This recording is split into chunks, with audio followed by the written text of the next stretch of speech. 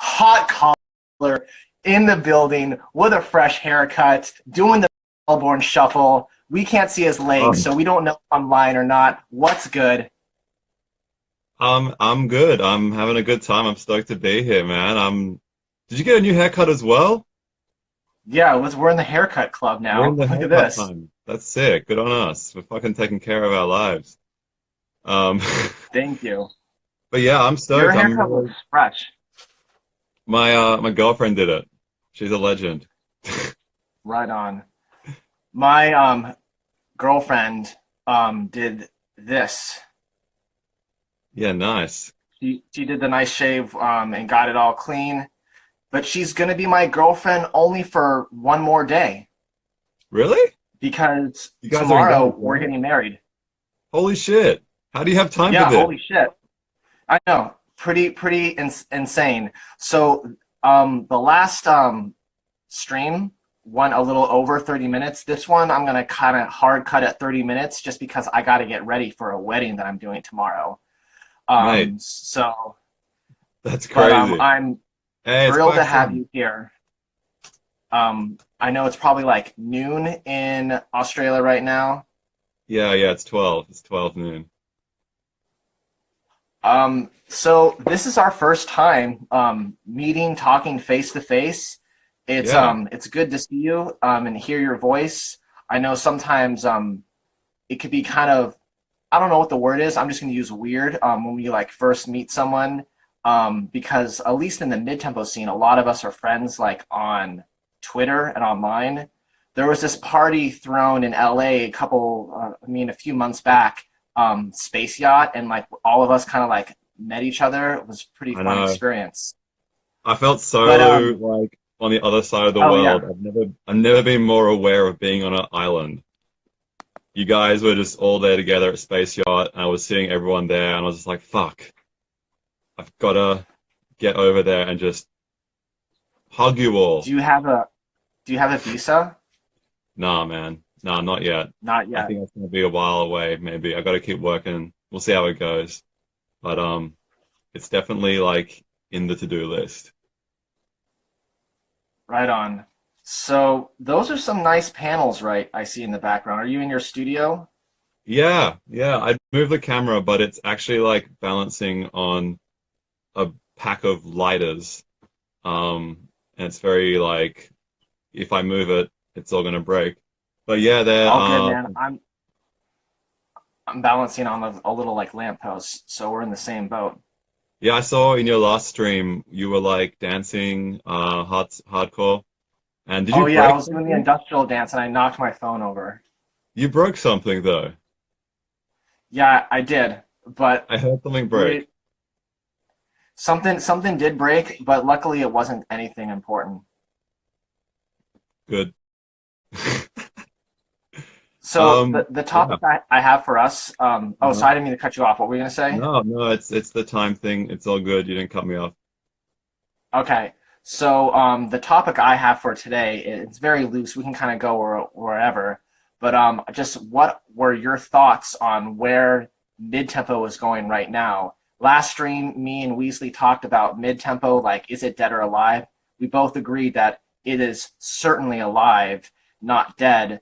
But as No. Weasley put it, the head-turning aspect was kind of gone, but it's now in its like phase where it's going to grow. So, where do you see mid-tempo going next? What do you think is going to happen? I don't see it going anywhere other than just always being there and just getting bigger and bigger. For me, like, how do you even define mid-tempo? I feel like if it's not dubstep and it's not like electro or house, then it's mid-tempo, which is basically every genre other than that. Like, I mean, every BPM genre. I mean, where does mid-tempo start and end? Is it like 110 BPM and then if it's 111 BPM, it's not mid-tempo anymore? I just, That I'm is a stoked about really it. I think good it's point. freedom. Yeah, like, I mean, I was speaking to a producer the other day, actually Hawks, who I collaborated with, and he's been doing lots of trap, future bass, and like dubstep kind of stuff. And he was saying, I want to do mid-tempo. I want to, and I was like, I don't know if that's actually I don't know if you're changing anything. You're not actually changing your branding or changing your music. What you're just saying is, I don't want to make 150 BPM anymore. I want to make something else. And I think like for me, 160 BPM, that can be like drum and bass, but it can be mid-tempo if you just cut the time in half. 170, Yeah. 180, 190, or whatever you want to call it. If you want to call it 85, 100 BPM, 200 BPM. It's like if it's not house or dubstep or trap, then it's mid-tempo. I think it's just a way of saying I'm just doing something different. I'm doing whatever I want to make. That's a really interesting, nuanced perspective. I guess at that point, it did hurt. I've always defined mid tempo as like more. I mean, it is like a BPM like number, but what I also feel like it's like bass music in a way. It's like a style of bass music, but what I think was going to happen based off of what you said, maybe mid tempo will like stop being the genre for like kind of like what we're doing, and like actual like names will develop. I feel like something similar happened with like dubstep, like back in like the day when dubstep was first coming around. Like anything that was like 140 halftime was dubstep. But now like we Yeah. have like rhythm, we have like freeform bass, we have all these like genres, and like to the uninitiated, they're all just dubstep. And I myself will call like peekaboo like dubstep, but I'm sure like the fans of his will be like, no, it's wook bass or like whatever it is. So maybe we'll Yeah. see like more specific genre names, and um, ideally what I want to see is like a party that like just books mostly like mid tempo style music. How do you feel about like genre specific parties like Lost Lands and stuff like that? Do you think that would be cool for like mid tempo artists? Well, yeah, I mean, as long as like you weren't banned from playing like specific genres that weren't mid-tempo as Oh well. yeah, yeah, yeah. Like not you gotta I for me like when I've played like I've only played a few gigs with Hotcaller and when I've played I want to play every genre. And I usually will plan my sets out that like I want to start in 100 BPM and work my way through to like more house speed, but not house music, like just electro, and then push that through to like some dubstep and some trap music, and then push it up faster. And because once you hit 200 BPM, that's 100 BPM again. You can kind of always just be getting faster and faster and faster, like throughout your set. And I think that's like a really good energy. And I think for me, like a lot of people say, oh, like you make mid tempo, or like, oh, it's so sick that you're making mid tempo. And I agree. Like I love mid tempo. There's so many mid tempo artists that I just fucking and so inspiring. And but for me, it's important. Like every genre is important, and it's really hard. I just find it very hard to draw the line, you know. So I'd be stoked to play at a mid tempo festival. That'd be like I'd love to see that because there's so many artists making mid tempo that need spotlight on them because they are making some crazy stuff, and it's not what you've heard before. But as long as they're allowed to play some dubstep or some trap or whatever else they want to play, then I think it's all good. Yeah, for sure. I definitely think that like you can't ban certain styles. I just think it'd be cool because like back in like 2000, I Yeah, feel like mid tempo is kind of like that now. It's like you will hear in the side room, unless like some big people back then it would be like Skrillex and like Excision and like Datsik before he fell to the dark side, and like those type of people. Whereas like now you have like Lost Lands, there's like huge festivals that's just like full of bass music, and you have like mid tempo people playing there, like 1788L and Res, like the really yeah, big boys and big girls. But I don't really. I guess until there's like artists that are like lots of artists that are as big as them, we probably won't get a festival. But I'm just hoping that that's going to happen.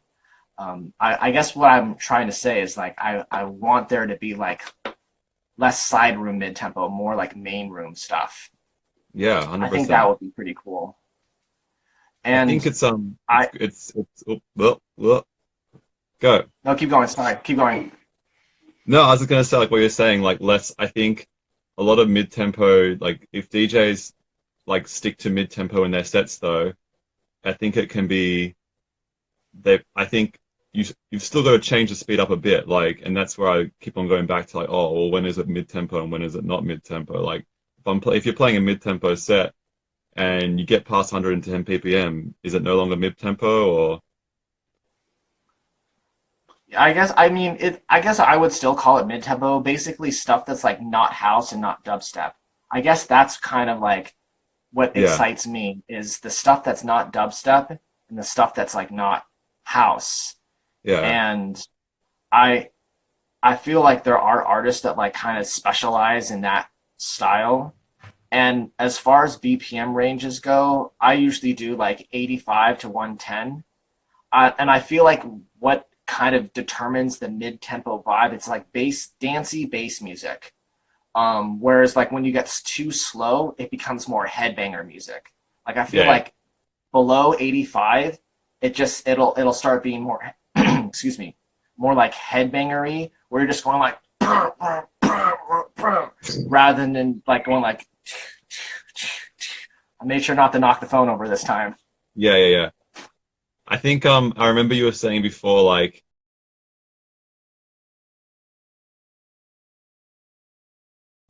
when you were talking to Weasley, you were saying that like mid-tempo, well, you're vibing it more than some other genres because you feel like there's like room in between the beats to like to dance or to feel that. Yeah. And I get that. It's I like get that a lot.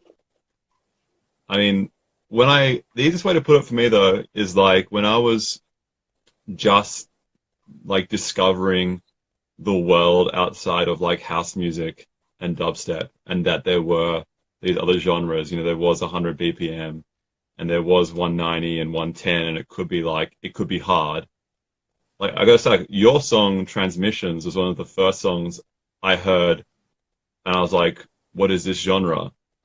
And when I really? first, yeah, first, like that was a Oh shit. instrumental. Yeah, no, dude, like I'm stoked. Like that was an instrumental song, like for me, understanding mid-tempo, because and it kind of catches it perfectly what I'm trying to get at. Because when I heard it, I had no idea what speed it was. I wasn't, it, I wasn't even thinking about speed. I just heard it, and I was just like, oh, that fucking drop. That is a big drop. And for me, it's just so funny for you to say like, oh, because like in the mid tempo, there's like time between the beats and you can feel the groove and it's like easy to dance to. When I heard transmissions, I don't want to like upset maybe if that was like your angle, but I just heard like a pure headbanger. um, and I was like, I don't know, I don't want to like break the mid tempo vibes, but I'm all about the headbang as well. And I heard Well, that. I hear that in mid tempo all the time. if you want to headbang to any of my tracks, you are at, and not just you, anybody. I just want to like at the end of the day, I want people to like let loose and feel what they need to feel. If they need to feel happy, then feel happy. If they need to feel angry, then they feel angry. That's so cool that that kind of unlocked that doorway. I'm flattered There are because a couple you're of a really songs. talented producer. Oh, mate, there's like for me there was a couple of really instrumental like producers and songs, and I really took them to heart. Like even if you don't hear it in my music, like I know I hear it, like your Like tracks who? and Who are these producers? Like what um was some of your favorite tracks and like that like got you okay, super like hyped?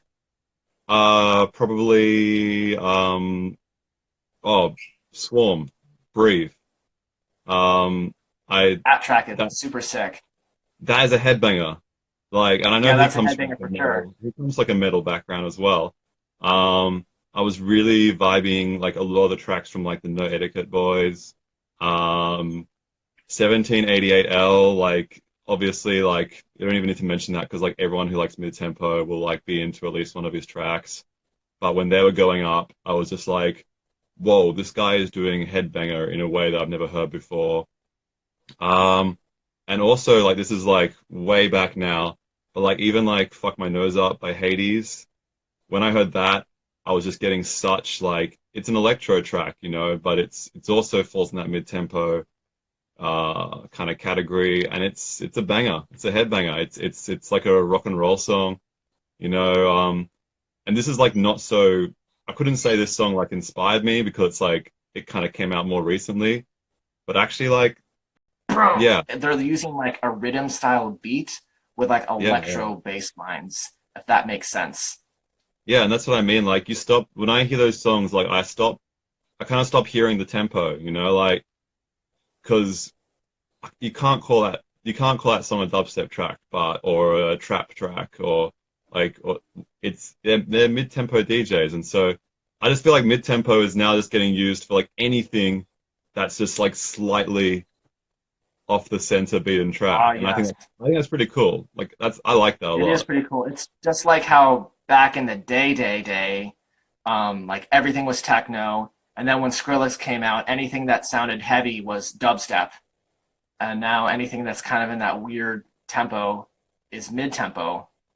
But what I've been calling those type of tracks that like go under 85 or 80, I've just been like labeling them industrial bass because they usually have like an industrial like sound, or if they're a little bit more happy, I mean not necessarily happy, but like not super dark, like the Yeah, stuff 1788 L does, I just call like electro bass rather than like electro house, which is more like Wolfgang Gardner. Well, that's like more like classic electro house, but like you know what I mean? 'Cause there's like it's like there's yeah. electro, and then like when you slow it down like enough, and this is what I was saying with like the beats resonating. Like when you like here's a kick drum, here's a kick drum. When it's like slower, you have like more sonic vibration space, and it's like bass music, if that makes sense. Sorry if that Yeah, was yeah, yeah. weird. No. I'm really into like let's get deep, let's get nerdy, let's get into the sonic frequencies between kicks. That shit's important, man. Um, how long have you been producing? Um, ages, long time. I started producing terrible music when I was like still in school. And that was a Same. long time ago. Like I'm like, you know, when I was like 15, I don't even know, I can't even remember what the program was called. I think I might have been like using like Audacity or something. I can't remember. Um, but it was a rough development period for me. But then when I left school, I did audio engineering because I was just really into like all audio stuff. And then I produced like a lot of house and electro music for a long time.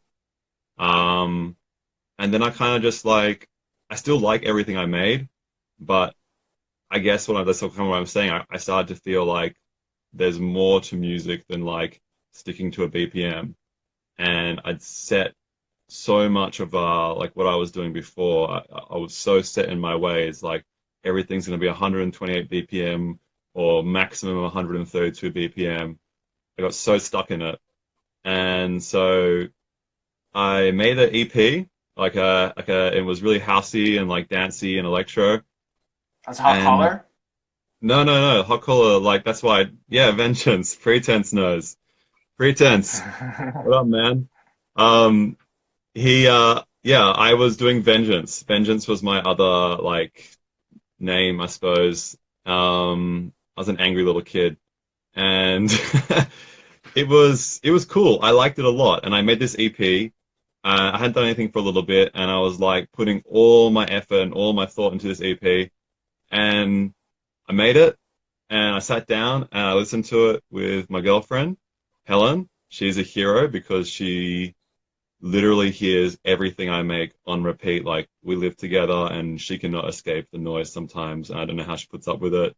Like, you know, it's like when you're producing and it's just like the same loop of music, the same one Oh yeah, second loop on loud. mine can be kind of tedious and annoying. Yeah, she Definitely know that. well yeah. I sat down and I was like showing her and we played through it and she was like, "Hey, like, do you really like this?" And I was like, "Oh, you know what? I kind of don't like it at all." And I just deleted it. I just didn't release it. I was just like, this is a dead end for me. Like everything I did, great. It was cool. It was fun. And then I was over it. And it was a bit upsetting. I walked out of my room and went outside and just like sat there. I was like, what the hell am I doing?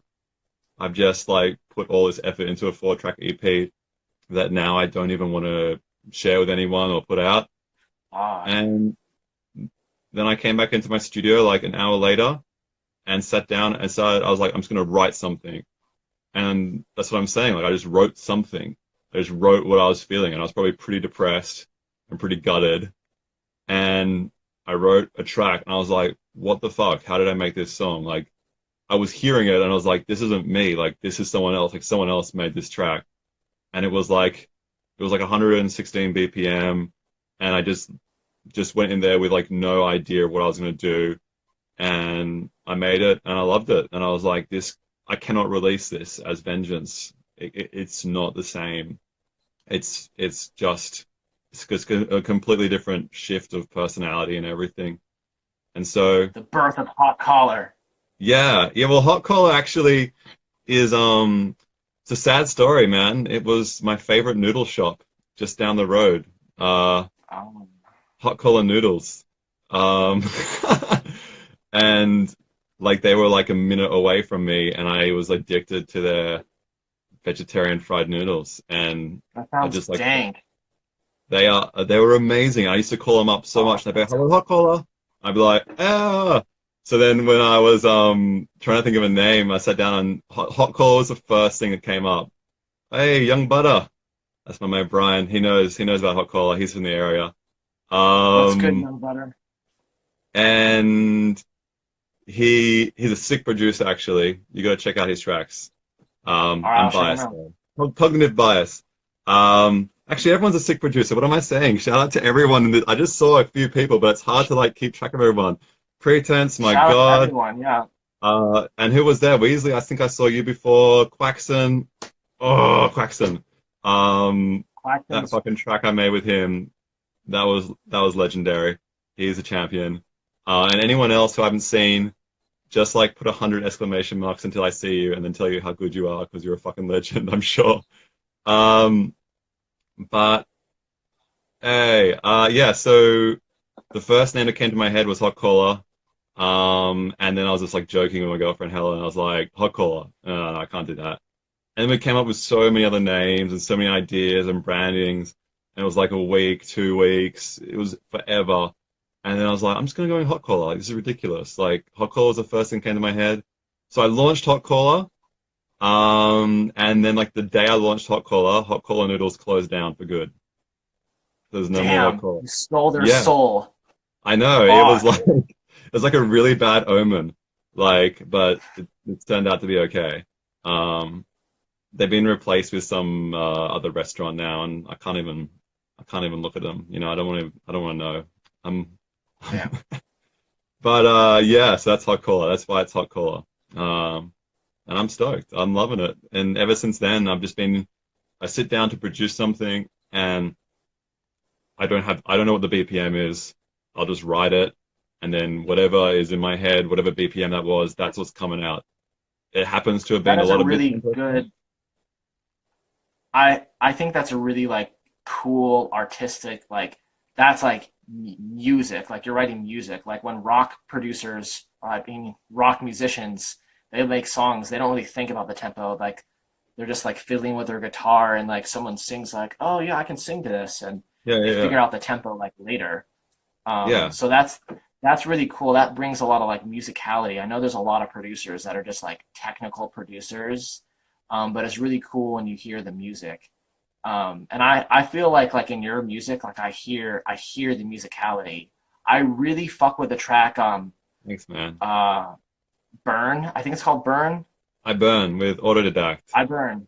Yeah, that one is super sick. I love the Pursuit remix. I think you made Pursuit sound better than Christoffelsine, in my opinion. Um, Oh, that's a bit more. I don't know. I don't know if I can take I that. mean, Thank you. I mean, well, Jackson, like Jackson Quaxon. I gotta say Quaxon or Jackson. Sorry, Jackson, the secret's out. Quaxon, fuck. We were chatting and I can't remember whose idea it was to do Pursuit. I think it was his. I think it might have been his. And he was like, "Yo, let's link up. Let's do this collab." And I was like 100% because I've been really liking his stuff. And he was another one of the producers that when I was just starting out Hotcaller, I was just stalking SoundCloud. I was just like existing in the shadow in, and it was people like Quaxton. It was you. It was Hades. It was Whipped Cream. It was 78L. It was No Etiquette. It was Swarm. All you guys, and there was I mean, there's so many other people. I'm not even touching the surface of everyone. Um, and I just wanted to be in that community. And then when Quaxton hit me up, I was like, holy shit! Like this is I've done some work and I made some music and now I guess I'm in this zone. He was like, let's do this collab, and um, I was like, yeah, great. And then literally like 12 hours later, he is a gun at producing. He sent me like this fully realized idea and remix of the track, and it was mental. And then I've never produced something so quickly because it was just such a sick idea. So I got to give a lot of props to him for that one as well. But we had a lot Dude, of fun. shout out to the Mad Duck Quaxon.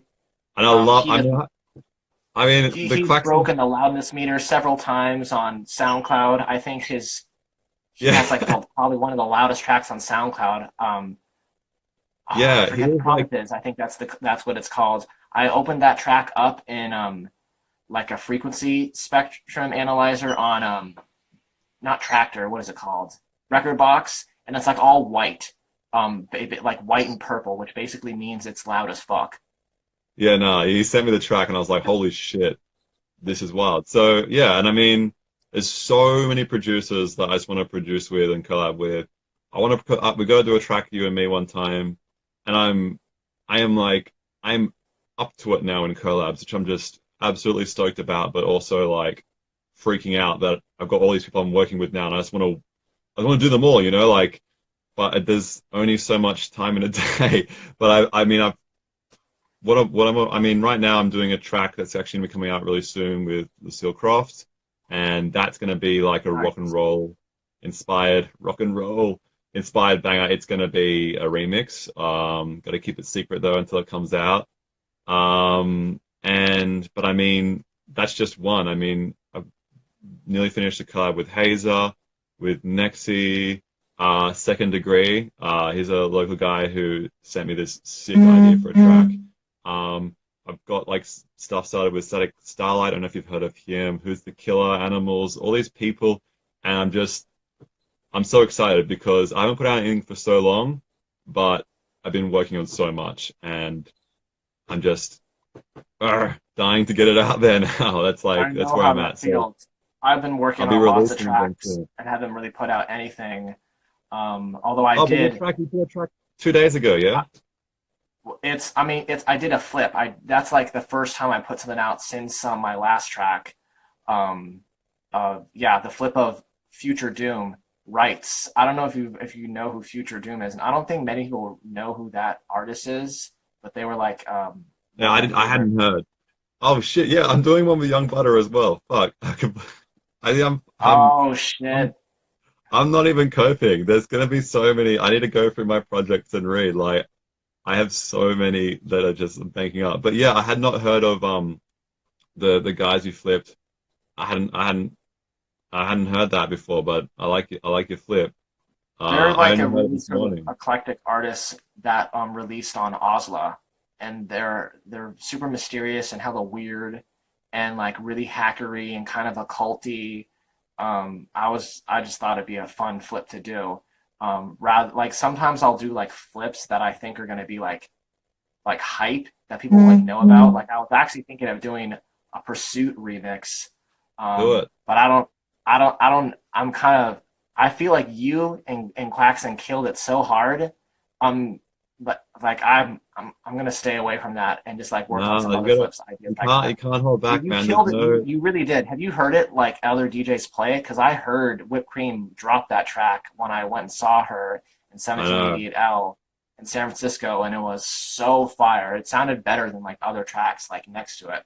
Because like the when there's like the main drop section will have like it goes like bump, but like it doesn't do the full like sustain. So there's like a little bit of silence. So it just sounds like someone's taking like a sledgehammer with sharks on it, like that's on fire, just like hitting you in the face, and then just like stopping it, and then doing it again, and you're just like, fuck, this is so. I don't know how else to describe it. It's so I good.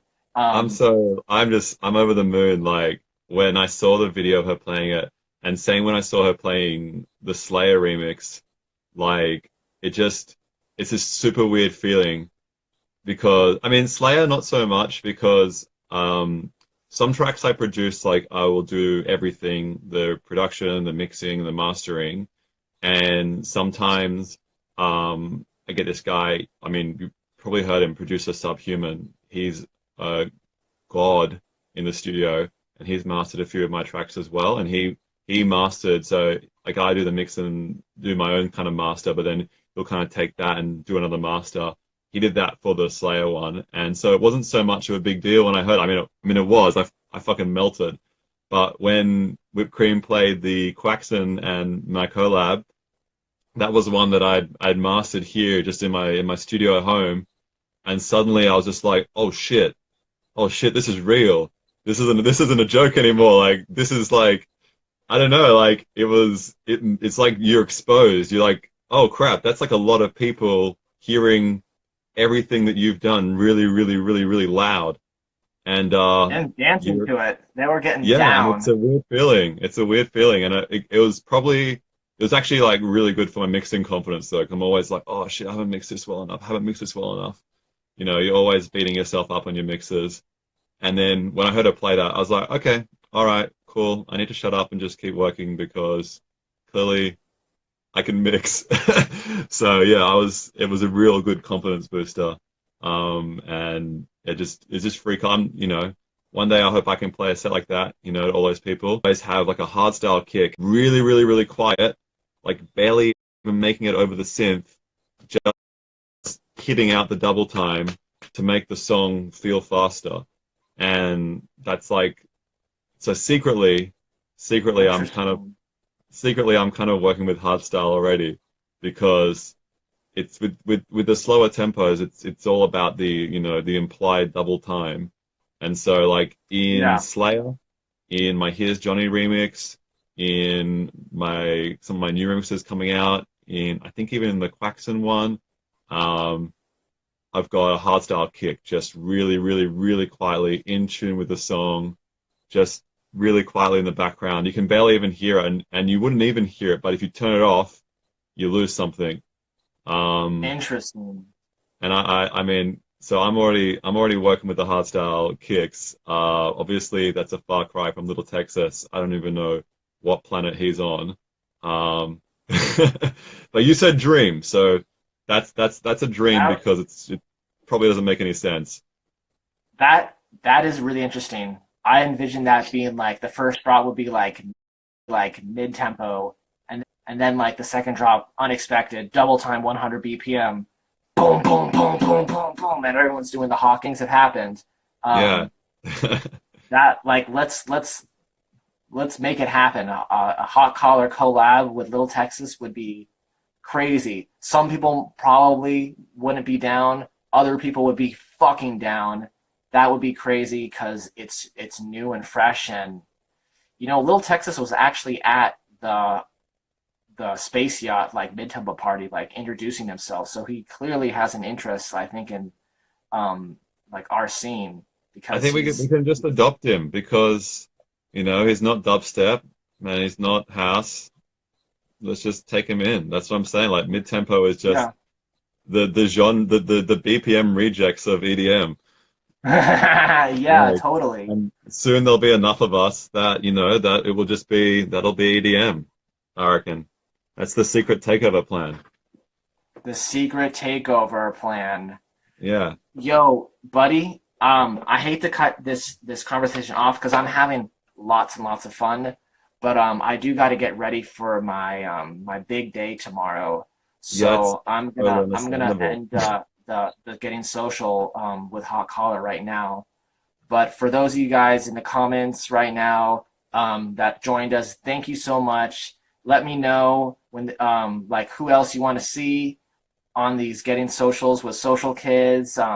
anything you want to say, let us know. Check out Hotcaller's tracks. He's sick as fuck. His Pursuit remix is dank. It will make you dance if you want to.